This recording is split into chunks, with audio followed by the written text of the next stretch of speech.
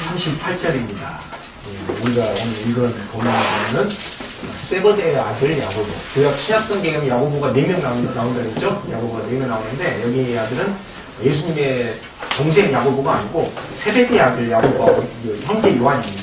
그 다음에 이제 그 둘이 예수님한테 가가지고 최근에 있었던 얘기 같아요. 말씀드리는 이런 장면으로 시작을 해요. 이제 말씀드리는 장면, 이 사람들은 당연히 왜 이야기를 들었겠어요? 칭찬받으려고 들었겠죠? 누가 예수님 이름으로 귀신을 쫓아내기해서 우리가 그거 하면 안 된다. 이렇게 이제 못하는 말렸다. 이렇게 이제 이야기를 해요.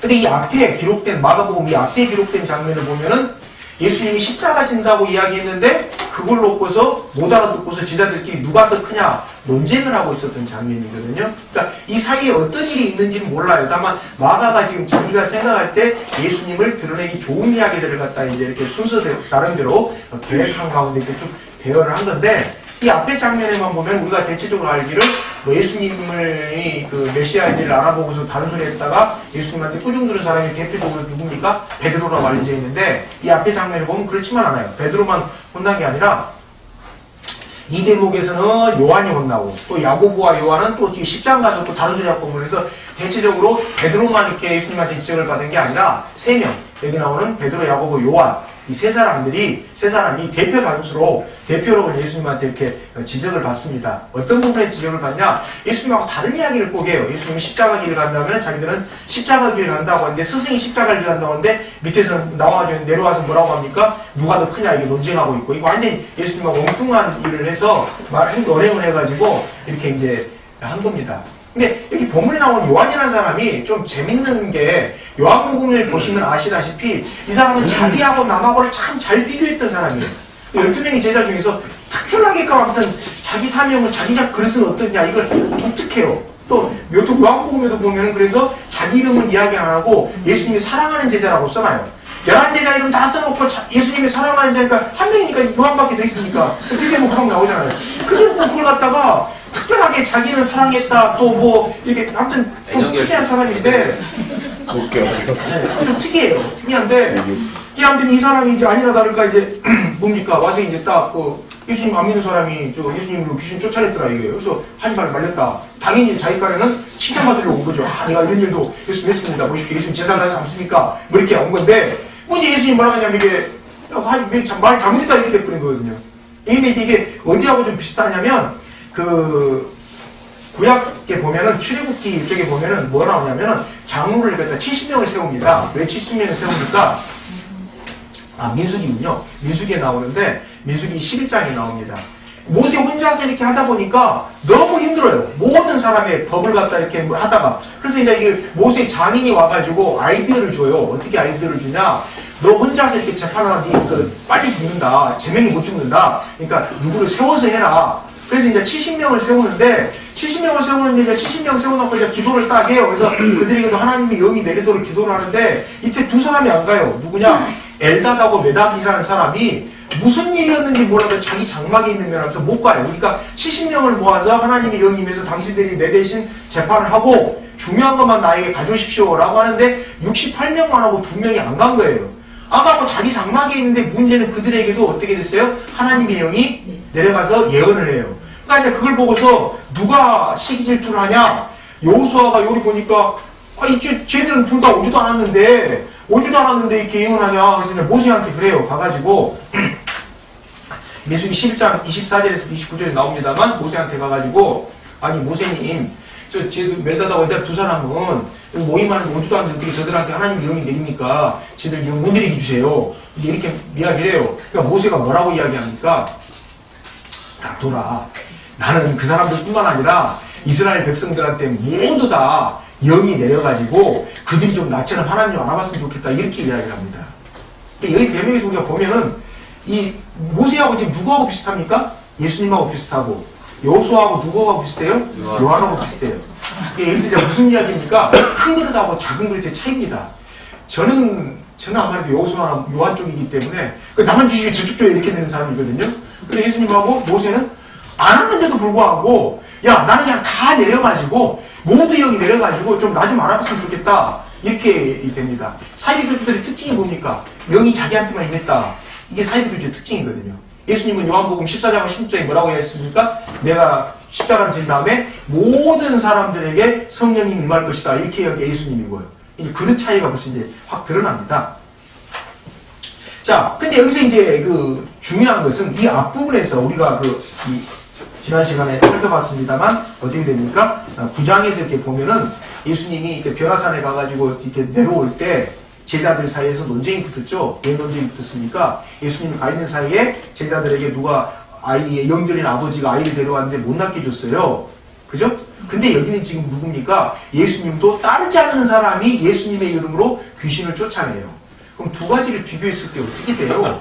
예수님의 제자들은 예수님 산에 잠깐 간 사이에 엉망이 돼가지고 율법학자들하고 논쟁을 벌이고 나는데 전혀 예수님을 따르지도 않는 사람은 가가지고 예수님 이름으로 귀신 쫓아준다. 이게 그러니까 단락으로 그 사건만 놓고 보면 다른 것 같은데 이어지는 사건에서 보면은 어떻게 돼요? 완전히 예수님 제자들 조롱한 겁니다. 어떻게 보면은.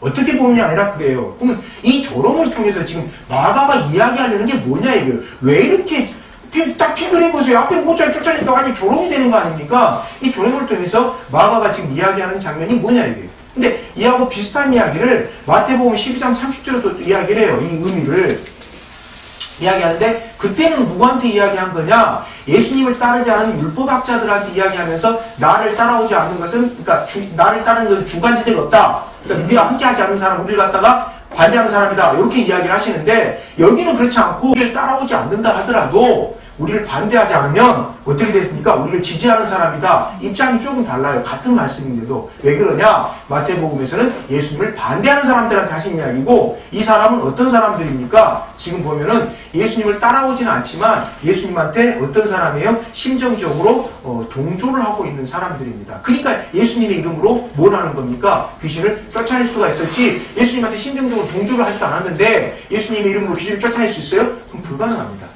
그래서 우리가 볼 수 있는 게 뭐냐면 예수님을 따라올 때 여러 부류의 사람이 있습니다. 여러 부류의 사람이 있는데 이 사람 사이에 기본적으로 해야 되는 건 뭡니까? 연합입니다. 예수님을 따르는 모든 사람이 똑같아지면 안 돼요. 그럼 완전 독재가 돼요. 그럴 필요는 없지만 이 사이에는 꼭 뭐가 필요합니까? 연합이 필요합니다. 연합을 통해서 뭘 확인하게 됩니까? 나에게만 하나님께서 역사하시는 게 아니라 저 사람에게도 역사하신다는 걸 알게 됩니다.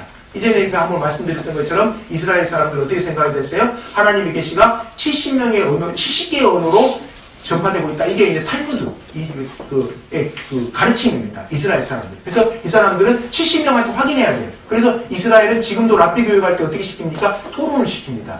동양에서의 공부법은 뭐예요? 암송이었거든요. 그래서 자활, 학위 시점 이렇게 외는데 그쪽은 아니고 주제를 놓고 토론을 시켜요. 막 얼굴 벌거지도록 토론을 시켜요. 그래도 이제 끝나고 나면 웃어요.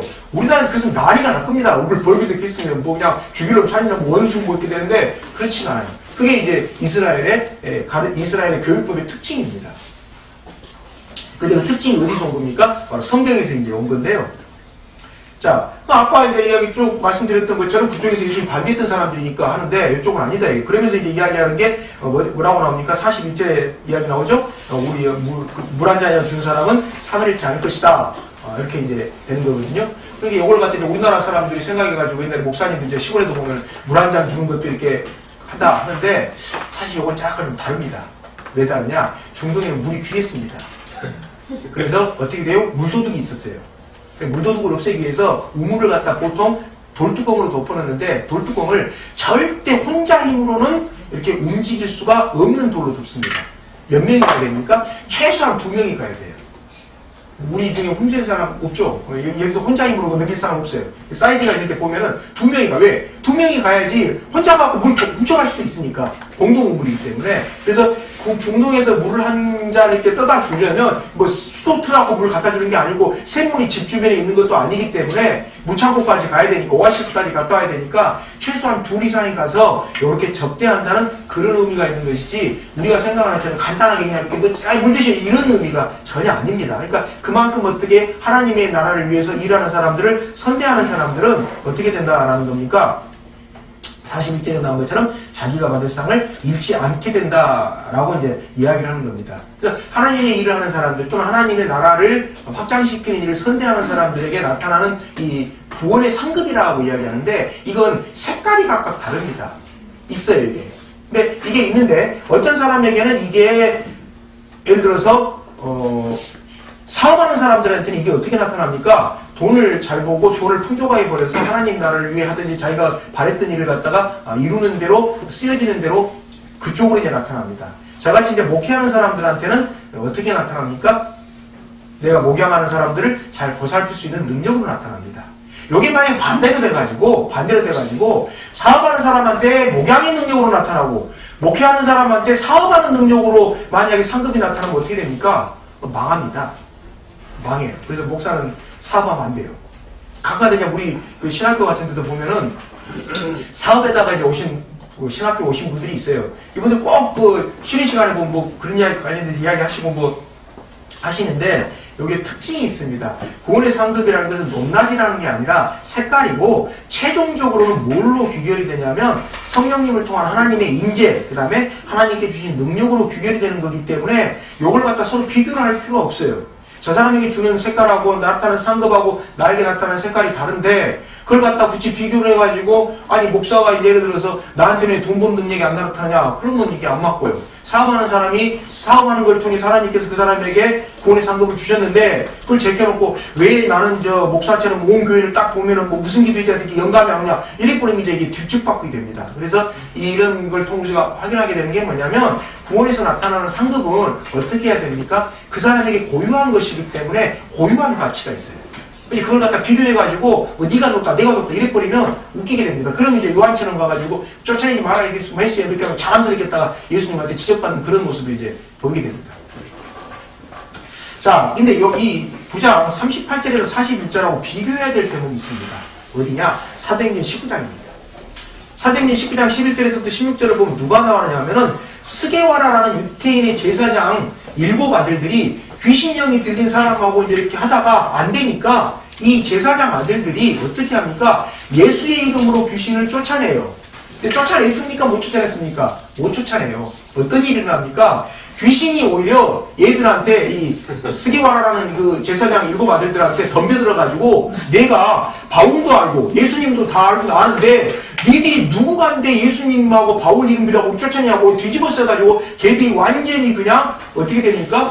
그냥 뭐 완전히 쫓겨나요. 귀신한테 당해요. 반대로. 그러니까 사도행전에 보면은 똑같이 예수님하고 바울의 이름을 썼는데 그 사람들은 귀신이 우리가 예수님도 하고 바울도 다 하는데 니들이 누구한테 이렇게 하냐라고 했고, 그들은 누굽니까? 제사장 아들이니까. 제사장은 뭐예요? 세습직이잖아요. 그러니까 그들이 예수님한테 동조하는 사람이었겠어요? 아니었겠어요? 당연히 아니죠. 근데 본문에 나오는 사람은 어떻게 돼요? 동조했던 사람이지만 눈길이 두려워서. 왜? 이때 당시 예수님 따라가려면 출교를 다녀야 되거든요. 유태교에서. 그랬던 어려움이 있기 때문에, 이랬던 사람이기 때문에 그냥 이 사람들은 예수님이 놔둬라 라고 이야기하신 거고, 그 사도행전에 나온 사람들은 동조하지도 않고 전혀 동조하니까 예수님이 이용해 먹으려다가 하다가 오히려 귀신들이 반대로 우리가 예수도 하고 다 아는데 니들이 누구야? 누구 때문에 이렇게 하냐? 이렇게 오히려 당하는 그런 모습이 딱 비교가 됩니다. 그래서 이 구절만 보고서 뭐 이렇게 하면 안 되고요. 아까 말씀드렸던 것처럼 마태복음, 그 다음에 이와하고 비슷한 사건이 있는 사도행전을 이렇게 비교를 해보면 여기에 나오는 사람들이 그냥 다른 사람들이 아니라 못 따라왔을 뿐이지 예수님한테 심정적으로 동조하고 있었던 사람이구나. 그래서 예수님이 요한한테 그렇게 하지 말라 했구나. 라는 게 이제 좀 확연히 드러납니다.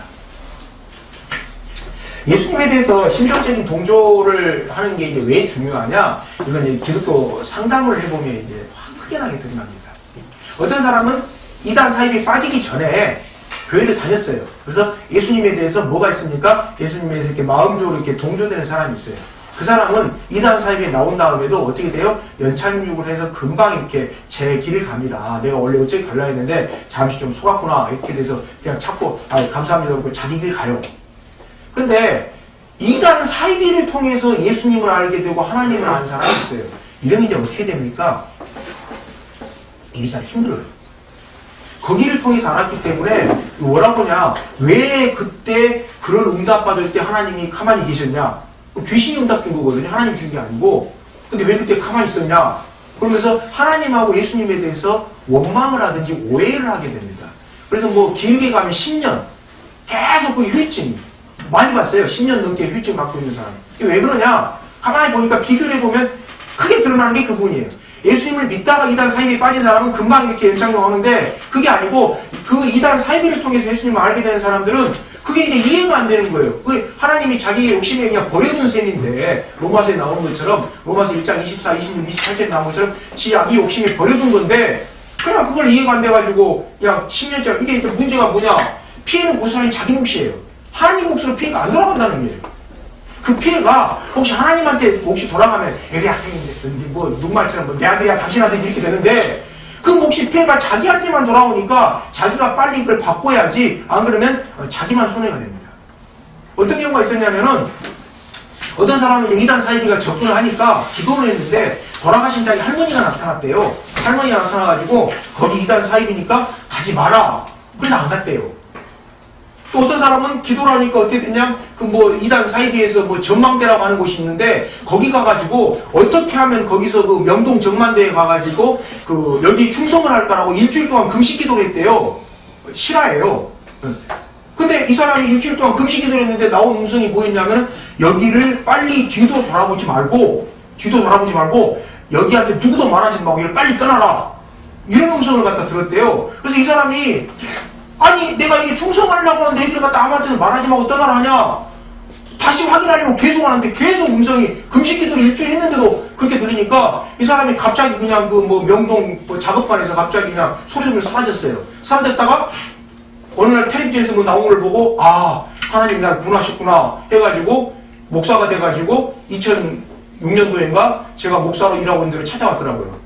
그 이야기 하는데 참 감회가 이제 왔다 갔다 하는 게 누구는 나가라에서 나가고 누구는 이스라엘에 있고 이게 솔직히 이해가 안 돼요. 왜 이러냐 이게. 또 어떤 사람은 자기가 막 다니는 열심히 다니는 교회에 가서 막 기도했더니만 거기 가라있다 이거예요. 저 뒤에 앉아서 음악 하시는 분인데 그래서 거기 갔대요.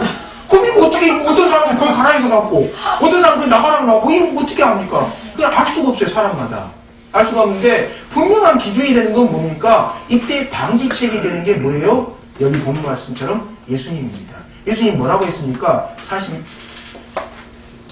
39절에 보면 내 이름으로 기적을 행하고서 쉬이 나를 욕할 사람은 아무도 없다. 예수님에 대한 동조가 이래서 중요합니다. 예수님의 이름으로 기적을 일으켜놓고 예수님 시대가 끝났다라고 이야기할 예수님의 제자는 없어요. 그죠? 예수님의 이름으로 기적을 행했고 예수님 시대가 끝났다고 이야기하는 사람은 누굽니까? 다 사이비교주예요. 그래서 무슨 말씀이 뭐 응답을 받았다 기도를 받았다 뭐 했다 다 좋은데 이랬을 경우에 반드시 확인해야 되는 게 뭐냐면 이게 성경하고 일치하느냐 그 다음에 성경에 나오는 예수님의 모습하고 같느냐 안 같느냐 어느 정도 예수님의 모습에서 유출할 수 있느냐 없느냐 이걸 비교해보면 딱 거기서 나옵니다. 안 그러면 안 나와요. 안 그러면 내가 받은 것만 하면 아니 나도 받아서 갔는데 이해가 안 되잖아요. 어떤 사람은 받아서 나갔고 어떤 사람 받아서 안 하는데 우리는 받아서 갔다 이게 그러면 도대체 뭘 받은 거냐 이게. 그래? 하나님이 주신 응답이니까 그게 아니거든요.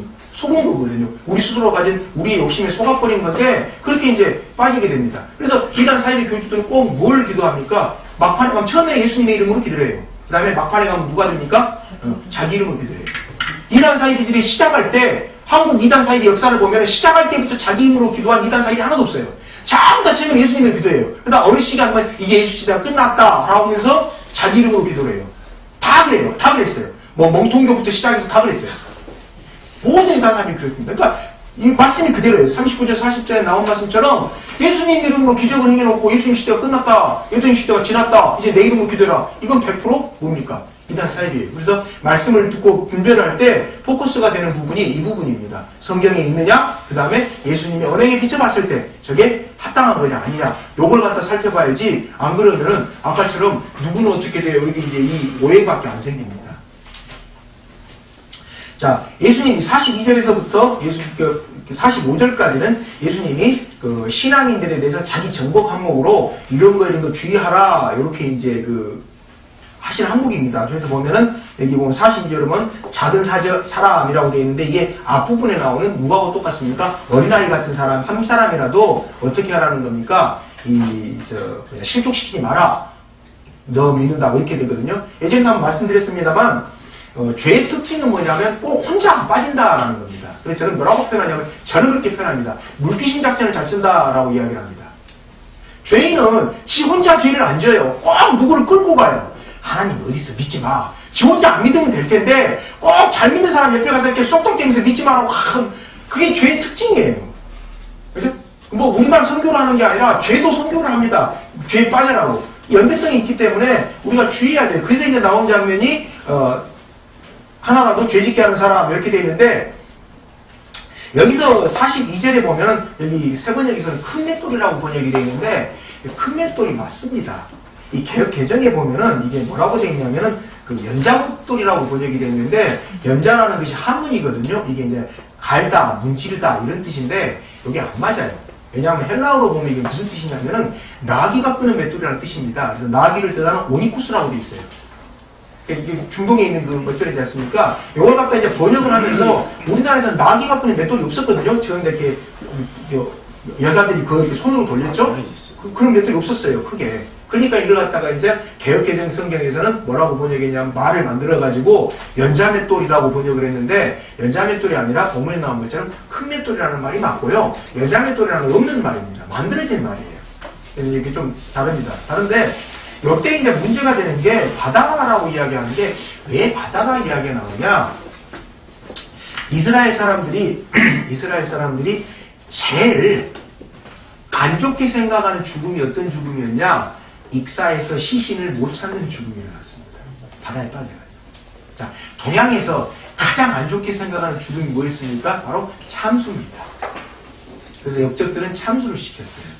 예를 들어서 저기 합정동 쪽에 가면은 그 순례자들 천주교에서 만든 게 있는데 거기 보면 초대 선교사들 어떻게 죽였습니까? 참수를 했단 말이에요. 그 시신을 갖다가 몰래 밤에 가져와서 몰래 이제 이렇게 장례라도 치러주려고 하는데 목이 없으니까 누군지를 모르는 거예요. 선교사를 갖다. 그래서 그때 이제 그 기록을 보면 어떻게 나옵니까? 조선 사람들이 밤에 몰래 가가지고 몸을 만져봐요. 몸을 만져보니까 몸에가 뭘이 많습니까? 서양 사람이니까 털이 많죠. 그래서 만져보고 이 양반이 서양 선교사하고 이렇게 데려다가 장례를 갖다 몰래 그 뒷팀이 이제 또 같이 옆쪽으로 몰려서 죽임을 당하는데 그때 박해 있을 때 초기 기독교 한국에서 박해 있을 때 그렇게 했다라는 기록이 나오는데 그게 이제 동양에서는 가장 안 좋은 벌이 뭡니까? 시신을 훼손하는 거기 때문에 참수를 시킵니다.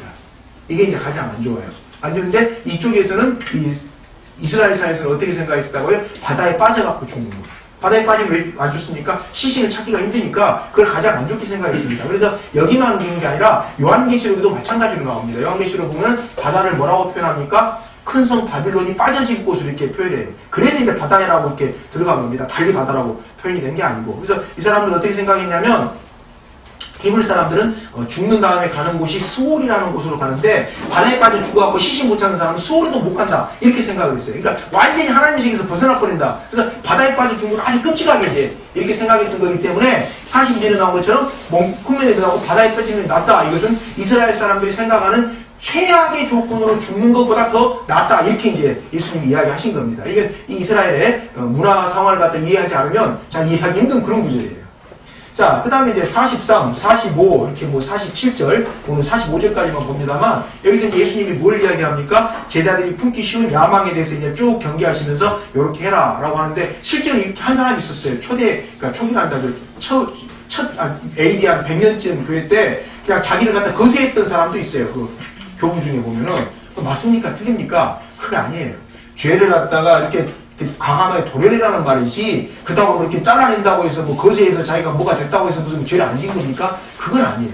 그래서 이 본문을 갖다가 그 외과 수술을 해서 도려내듯이 죄에 대해서는 그런 각오를 가져라 라고 이야기하신 것이지 이거라 이게 쫙 잘라버리고 뭐 요거 이렇게 이런 뜻은 전혀 아니니까 또 가서 오늘 손가락 자른다 이렇게 하지 마시고요. 그렇게 말이야 그걸 각오를 가지고 신앙생활해라 이런 뜻입니다. 근데 이제 이 장면을 보면서 제가 이제 43, 또 45, 오늘 47까지 나옵니다만 연결되어 있으니까 47까지 같이 말씀드립니다만 이 장면을 보면서 생각하는 게 뭐냐면 이 교회를 통해서 자기 욕망을 갖다 성취시키려는 사람들이 있습니다. 그럼 이건 도대체 내 욕망인지 아니면 성령님이 주신 마음인지 어떻게 이제 구분합니까? 가장 좋은 것은 그 마음이 그 생각이 성경적인 가치관을 따르고 있는 것인지 아닌 것인지를 구분해 보는 겁니다. 자, 예를 들어 볼게요. 내가 어떤 기도를 했더니 어떤 마음이라 사이다라고 막 열정적으로 막 하나님의 뜻이라고 뭘 한다는 사람들 치고 기도하지 않았다라는 사람 한 사람도 없어요. 이 사람들이 공통으로 주장하는 게 기도를 했더니만 무슨 마음이 들었고 무슨 감동이 들었다 해요. 성경 읽었다는 말은 안 해요. 근데 성경 읽는 거하고 기도하고 구분이 됩니까? 안 됩니까? 원래는 안 됩니다. 성경 읽는 게 기도하는 거고 기도하는 게 성경 읽는 겁니다. 그게 어디의 전통입니까? 개신교의 전통이고 더 나아가자면 히브리에 있었던 기도 전통입니다. 제가 신학교 다닐 때 이런 말을 들었어요. 마르틴 루터가 하루에 3시간씩 기도했다 이거예요.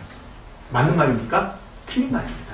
왜 3시간씩 기도했었습니까? 그때는 기독교 개혁하기 전 수도사로 지냈으니까 수도사는 꼬박꼬박 하루에 3번 이상 기도하다 보니까 이렇게 된 거예요. 근데 핵심은 뭡니까? 루터가 그렇게 하루에 3시간 이상씩 기도했는데 안 되더라 이거예요. 자기가 구원받았다는 확신이 없고 자기가 죄인이다라는 걸 깨우치고서 바꾼 게 개신교입니다. 그래서 출발한 게 기독교 개혁이에요. 그래서 루터가 하루에 3시간씩 기도해서 3시간 그거 안 맞는 말이에요. 기독교 전통에서는 성경을 읽고 기도하는 것 자체를 구분하지 않습니다. 그러니까 성경을 이렇게 보면 이거 자체가 그래서 깨달음을 얻고 하는 것 자체가 기도고 기도를 하면서 내가 이대로 살아야 되겠다 마음 가지는 게 성경 읽는 거고 두 가지가 같이 앞뒤에 동전의 앞면처럼 이어지는 거기 때문에 이걸 구분하진 않아요. 근데 꼭 뭐 무슨 하나님이 어떤 감동을 주셔서 무슨 사업을 합니다 뭐 합니다 이런 사람들 뭐라고 하냐면 제가 뭐 며칠 동안 기도를 했고 뭐 금식 기도를 했고 뭐 했고 뭐 70일 저속이면 사람 죽어요. 거짓말입니다. 뭐 그렇게 하고 뭐 했더니만 이게 뭐가 다 뭐 예수님이나 근데 그 이야기가 보니까 성경에는 없어요. 성경에는 하나도 그런 이야기가 없어요. 그럼 어떻게 되고 자기 욕망에 빠져갖고 거짓말합니다. 그 사람이 뭐 영감 받았다는데 그 영감은 무슨 영감이에요? 할머니 배우자를 지칭하는 것이지 그건 진짜 영감이 아니에요. 할머니 배우자 이름을 갖다가 왜 자기가 뭐 받았다고 거짓말합니까? 그거 안 맞아요. 그러니까 무슨 뭐 기도응답 받다고 뭐 이렇게 하면은 이 욕망에 빠진 사람들의 특징이 그거라는 겁니다. 욕망에 빠진 사람들은 성경을 안 읽고 맨날 기도만 해요. 그러다 보니까 기도를 하다 보니까 어떻게 됩니까? 자기 그냥 그 확신이 기도가 돼버려요. 자기 확신이 응답이 돼버려요. 예를 들어서 어떤 경우가 있냐? 뭐 예전에 한번 엊그저께 어떤 그 상담에다가 이제 나오는 친구인데 나온 다음에 또 뭐가 이제 또 이렇게 뭘 환청을 들었는 모양이에요. 전화가 왔더라고요. 좀 해줬는데 뭐냐? 뭐에 대해서 어떤 남자하고 사귀라는 뭐 이렇게 자꾸 그렇게 들린다 이거예요. 그래서 제가 이야기해줬죠. 성경적인 원리에 의하면 누구하고 사귀다라는 어떤 그 감동은 둘에게 동시에 가지 한 사람한테 안 간다. 남자한테만 가는 게 아니라 여자한테도 가고 남자한테도 같이 가지. 무슨 한 사람한테만 가가지고 뭐 이거 아니다. 그러니까 니 가짜다 믿지 마라. 그러니까 아 그러네요. 성경 표지좀 해주시니까 아 알았다고 너무 감사하다 그러더라고요. 네? 그게 맞아요. 배우자에 대한 감동은 쌍방간에 가는 거지 일방적으로 안 갑니다. 아 저도 쌍방간에 왔어요. 저 아사람하고 저. 아 그랬구나. 그러셨어요? 네. 절대 혼자 가는 거 아니에요. 난 아닌 줄 알았는데. 혼자 가는 거예요. 근데 가끔가다 시험 보면은 어떤 현상이 나오냐면은 뭐 유명인들이 교회 다니다가 누구를 만나갖고 뭐 결혼했대요. 근데 성경에서 이야기하는 결혼의 포커스는 뭡니까? 구원을 이루는데 도움이 되는 하나님의 도움이 오는 통로를 만나는 거거든요. 베피드라는 단어, 하나님의 도움이라는 단어가 시편에 나옵니다만 에젤이라고 되어 있는데 하나님이 도움이 오는 통로입니다. 다시 말해서 성경적 이름을 하면 남편은 아내한테 하나님의 도움이 오는 통로고 아내는 남편한테 하나님의 도움이 오는 통로예요. 그게 성경에서 얘기하는 베풀의 정의입니다. 이게 좀 뭐 성경 공부 시간이 아니니까 그냥 말씀 안 드릴게요. 믿어주세요. 거짓말 아니니까 성경에 나와 있는 거예요. 그렇게 돼 있어요. 그래서 만약에 내가 베풀이 없으면 뭐가 없어지는 겁니까? 하나님의 도움이 들어올 수 있는 통로가 없어져 버려요. 남자든 여자든. 그게 성경에서 이야기하는 배우자에 대한 정의입니다. 그렇기 때문에 감동이 둘에게 가 있어요. 남자한테도 가고 여자한테도 가지 무슨 뭐 남자한테만 가고 여자한테 가고 내가 기도했는데 뭐 받았다 이런 거 없어요. 그럼 이제 말씀드린 것처럼 결혼하는 것은 구원을 이루는데 도움이 돼서 짝이 되는 건데 유명인들이 뭐 결혼해서 이렇게 뭐 결혼식장에서 뭐 교회에서 누구를 만나고 뭐 했다고 하는데 보면은 전혀 그런 고백은 없고 그냥 뭐 어떻게 뭐 됐대요. 그것은 성경적인 결혼하고는 상관이 없어요. 둘이서 좋아가지고 만나면 결혼은 되겠지만 성경적인 결혼하고는 상관이 없습니다. 무슨 이야기냐? 우리가 우리의 욕망하고 하나님의 구원 계획을 갖다 구분할 수 있어야 되는데 구분하는 지침돌이 되는 게 뭡니까? 성경 읽기입니다. 성경을 읽는 겁니다. 그래서 성경을 공부하는 겁니다. 그리고 아까 말씀드렸던 것처럼 뭡니까? 예수님의 원행에 비춰봤을 때 이게 합당한 거 아닌가.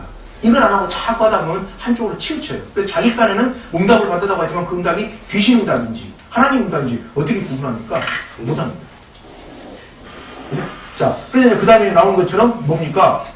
이 45년에 나온 것처럼 내 발이 널 죄를 짓겠죠. 이 발이라는 건 어떻게 됩니까? 나쁜 길로 가는 어떤 지름길 이런 식으로 이제 의미로 많이 쓰였었거든요. 이스라엘 사람들한테. 그러니까 이렇게 가면은 악을 저지르는 쪽으로 가는 방향을 일단 막아라 이런 거거든요. 그래서 예수님을 따르는데 방해되는 것 또는 하나님 나라를 가는데 방해되는 것은 과감히 잘라라 이거예요. 근데 이게 하루아침에 안 잘라집니다. 그게 인간입니다. 그래서 우리들에게 이걸 하루아침에 안 되지만 끊임없이 이 노력을 계속 해나가라고 도와주시는 분이 누굽니까? 성령입니다. 그래서 그 의지에서 그냥 가는 거예요. 언제까지? 하나님 앞에 설 때까지. 완벽하게 성화가 됐다. 나는 완벽하게 성화가 돼 있어. 나는 무슨 일의 죄가 아니다. 이런 이야기는 성경에 없습니다. 끊임없이 그걸 갖다가 살펴봐야 돼요. 그래서 이제 그러면서 계속 과감하게 뭘 해야 됩니까? 죄를 거부해야 돼요. 근데 하루아침에 안 돼요. 처음에 예를 들어서 막 그냥 교회 처음에 오신 지 이제 한두 달밖에 안 됐는데 내가 성경 말씀대로 살게 해가지고 갑자기 그냥 90% 거짓말 안 하고 산다. 그럼 곧바로 그거 사업 망합니다. 처음부터 막 90% 그냥 거짓말 하지 진짜 하지 마시고요. 차츰차츰 늘려나가세요. 처음에는 50대 50은 안 되고요. 51은 진짜 하고 49는 좀 거짓말하고 어쩔 수 없으니까 처음부터 무슨 갑자기 90했다가 다 끝나요. 그럼 완전히 성인이 그런 성인이 없어요. 그냥 범위를 늘려가죠. 처음에 51%. 근데 계속 51% 하면 안 되죠. 한 1년 지나면 이제 한 55%, 2년 지나면 60% 이렇게 나아가는 모습이 비춰져야지 본인 스스로도 본인이 느낍니다. 내가 자꾸 변해가고 있구나. 주변 사람들을 보지 처음부터 갑자기 교회를 가자마자 헌납을 하겠습니다. 무슨 집안을 갖다가 통장 갖다 맞추고 한 3년 지나면 안 보여요. 어디 가셨나? 저기 산에 가서 뭘 하고 계신데요. 이건 성경에서 이야기하는 성경은 절대 특정한 경우에도는 비약을 요구합니다. 특정한 경우에는 너는 빨리 와. 너는 더 이상 그렇게 했다가 죄지니까 안 돼. 이렇게 요구하지만 대체적으로 성경에서는 비약을 요구하는 경우도 있지만 많은 경우에는 순차적으로 차근차근 가는 걸 갖다 요구하지 갑자기 예수님 믿자마자 무슨 내가 감동을 받았는데 우리가 여기서 예배드리면 됩니까? 어디로 가냐? 저기다 건물 집시다. 이런 건 이제 성경에서는 그렇게 권하는 사항이 아닙니다. 자, 근데 오늘 여러분한테 설명드리고 싶은 게 44절하고 46절입니다. 이게 도대체 뭐냐? 왜 없음인가? 여기 이제 그 성경의 역사에 보면 나옵니다. 누가복음 23장 17절에도 보면 없음이라고 돼 있어요. 이게 무슨 말이냐면은 밑에 이제 각주로 보면 돼 있죠? 뭐라고 돼 있습니까? 권위 있는 고대 사본들에게는 44절과 46절이 없음. 후대 사본에는 44절과 46절에 48절과 같은 본문이 첨가되어 있음이라고 이제 세번역성기에 보면 밑에 각주가 달려있어요. 이게 참 설명을 제대로 해놓은 겁니다. 자, 구약 성경에서 보면은 이게 문단이 없었어요. 구약 성경에 어디다 썼습니까? 양피지에다가 썼습니다. 그러니까 비싸요. 비싸다 보니까 오늘날 우리 종이처럼 그냥 찍고 쓰는 게 아니라 비싸다 보니까 글을 쓸 때 아까워요. 그래서 문단을 안 바꾸고 어떻게 합니까? 좀 몇 줄 띄어가지고 문단 하나 쓰는 경우가 있었고 아예 장제를 바뀔 거면은 문단 자체를 바꾸고 이걸 이제 히브리어로 뭐라고 하냐면은 푸투카, 스투마 이렇게 이야기하는데 그러니까 문단 아예 바꾸는 경우는 그냥 참고로만 들어두세요. 스투마라 그러고 그 문단 안에서 한 칸을 띄어야 되는데 요렇게 좀 길게 몇 단을 띄워놓고 그냥 종이 아까우니까 양피지니까 이렇게 쓰는 경우를 푸투카 이런 식으로 이야기를 했는데 이게 이제 그 종이가 아까워서 이제 그렇게 이야기를 쓴 겁니다. 그러니까 그렇게 쓸 때는 장절 구분이 있습니까 없습니까? 없어요. 그냥 쭉 이어져요. 그냥 한 번에 쭉 이어져요. 그 다음에 이제 어떻게 되냐면 세다린이라는 게 있는데 이게 뭐냐면 글을 다 몰라요. 글 아는 사람은 5%도 안 돼요. 그러니까 구약시대 예배를 드리러 가면 어떻게 됩니까? 글 아는 사람이 읽어줘요. 읽어주는데 그럼 이제 계속 똑같은 구절만 읽을 수 없잖아요. 그래서 이걸 어떻게 합니까? 모세오경 같은 경우는 1년에 걸쳐서 다 읽을 수 있게끔 이렇게 한 52개, 우리 52주인데 53개니까 54개 요렇게 나눠놨어요. 이걸 이제 뭐라고 하냐면 파라쇼트라고 해요. 그러니까 창세기부터 신명기까지 모세오경만. 왜 모세오경만 읽었냐? 나머지는 이게 그냥 계속 그 살아가는 역사였기 때문에 모세오경만을 갖다 원전으로 생각했어요. 사도다이파도 모세오경을 인정했고 바리새파도 모세오경을 인정했기 때문에 모세오경을 갖다가 1년에 한 번 읽을 수 있도록 이렇게 이제 단락을 해놓은 겁니다. 이렇게까지는 돼 있는데 장제를 갖다 막 이렇게 한 적은 없어요. 그 다음에 요거 같은 경우는 어떻게 되냐면 처음에는 한 3년에 걸쳐서 한 번 읽게끔 하다가 좀 이제 이게 안 되겠다 싶어가지고 어디에 발열은 폼으로 잡혀 들어간 다음에 이 사람이 안 되겠다 3일간 안 되겠다 해서 이제 1년에 한 번 읽자 이렇게 이제 2번에 걸쳐가지고 조절이 돼요. 원래는 한 3년 토라 모세오경만 3년에 한 번씩 읽게끔 돼 있는 걸 갖다 이렇게 줄였는데 구약에서 이제 이게 장절이 그렇게 된 거고요. 신약에서는 어떻게 되냐? 우리가 지금 신약 성경을 보고 있습니다만 구약 성경에 있는 신약 성경이 뭐가 없습니까? 원본이 없어요. 그럼 장제를 누가 구분했느냐? 누군지 잘 몰라요. 대개 추정을 할 때 랭튼이라고 하는 그 영국 그 주교가 했지 않았을까? 이렇게 이제 추정만 할 뿐입니다. 추정만 할 뿐인데 이걸 1550년대에 이제 출판을 하면서 스테파누스라는 사람이 장제를 붙여요. 그때. 그러니까 그 전까지는 장제이 없다가 장제이 붙여진 시기가 1550년대니까 몇 세기입니까? 16세기에 붙여져요. 16세기에 붙여지면서 장제를 갖다가 뭘 갖다 이렇게 토대로 해서 붙이냐면은 그 분가타 성경 요거로 갖고 장제를 붙여요. 그 라틴어로 번역되어 있는 성경. 자, 근데 그 다음이에요. 장제를 구분해갖고 딱 출판을 해놨는데 출판했을 때 사본이 있지 않습니까? 아까 원본이 없었다 했잖아요. 그 출판할 때 참고했던 사본보다 더 오래된 사본이 발견이 됐는데 거기를 보니까 44절하고 46절이 없어요. 아무리 뒤져봐도 확인해보고 학자들이 다 이런 걸 봤는데 없는 게 맞아요. 그럼 어떻게 합니까? 한 칸씩 잘 올려야 되잖아요. 그럼 이제 45절이 40 이렇게 돼야 되잖아요. 이러니까 이제 혼선이 빚어져요. 혼선이 빚어서 어떻게 합니까? 그냥 없음이라고 처리를 한 겁니다. 그래서 누가복음 23장 17절에도 없음이라고 되어 있어요. 근데 지금까지 이게 후대 사본에서 있는 것인지 원래 없었던 건지 논쟁이 된 네 가지 있어요. 어디입니까? 요한복음 8장하고 마가복음 16장 뒷부분입니다. 이 뒷부분은 있는지 없는지 지금도 논란이 돼요. 원래 있었다 없었다. 그래서 여기는 어땠습니까? 괄호를 갖다 2개를 해놨어요. 마가복음 16장 9절에서 20절하고 마가복음 16장 보실래요?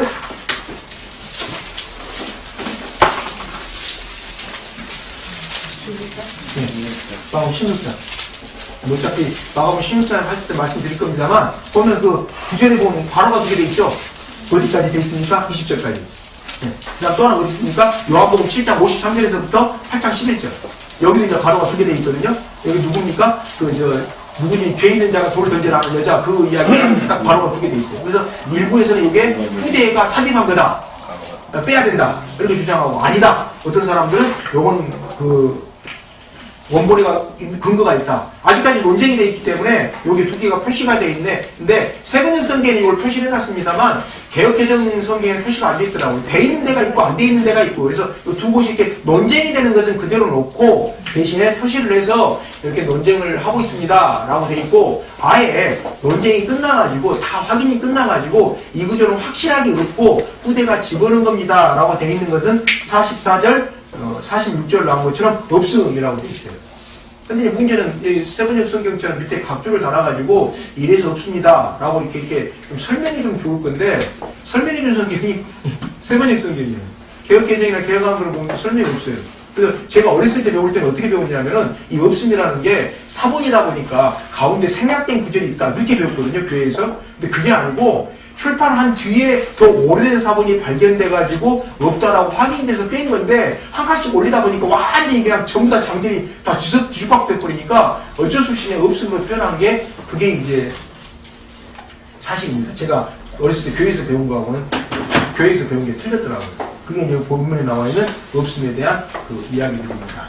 오늘 우리가 38절에서부터 45절까지 같이 살펴봤습니다만 오늘 말씀 접속의 제목이 뭐냐면 예수님의 이름을 사용할 수 있는 사람입니다. 누가 예수님의 이름을 사용할 수 있습니까? 예수님한테 마음으로 동조하는 사람이 예수님의 이름을 사용할 수 있는 것이지 예수님한테 동조도 안 하면서 아까 그 사도행전에 나왔던 스게와라 스게와라 이름도 참 특이한데 스게와라의 그 아들들처럼 유태인 제사장 하면서 자기들 있는 거 못 찾아내니까 예수님하고 바울 이름 들먹이면서 귀신 쫓아내려다가 오히려 귀신이 그들이 뒤집어 써가지고 완전히 그냥 뭐 귀신한테 쫓겨다니는 이런 사람은 이제 안 됩니다. 그래서 우리가 예수님의 이름을 사용할 수 있어야 되는데 예수님 이름을 사용하려면 어떻게 해야 됩니까? 예수님의 말씀을 따르는 사람이 돼야 됩니다. 우리 욕망에 따라서 흘러가면서 그 욕망을 갖다 하나님의 뜻이라고 하면은 안 돼요. 욕망을 제어할 수 있는 장치가 뭐라고 했습니까? 기도도 있지만 성경 읽기를 병행하는 기도를 해야지 그냥 기도만 하면서 막 뭐 말받다 살받다 뭐 해봐는 그 주문입니다. 기도하고 주문은 완전히 다릅니다. 기도는 하나님하고 대화하는 거고요. 주문은 뭡니까? 내가 뭘 원한다고 막 혼자 귀렁귀렁하는 거예요. 주문에는 능력이 안 나타나요. 기도에는 뭐가 나타납니까? 하나님의 역사가 나타납니다. 우리는 기도하라고 모인 사람들이지 우리 주문이라고 모인 사람들 아니에요. 그죠? 그래서 오늘도 우리는 기도하는 뭐 금년도 말씀드렸지 않습니까? 신년 감사회 때 우리 교회 7개 마지막에 뭐라고 했습니까? 기도하는 교회. 그죠? 우리가 지향하는 교회의 모습입니다. 기도하시겠습니다.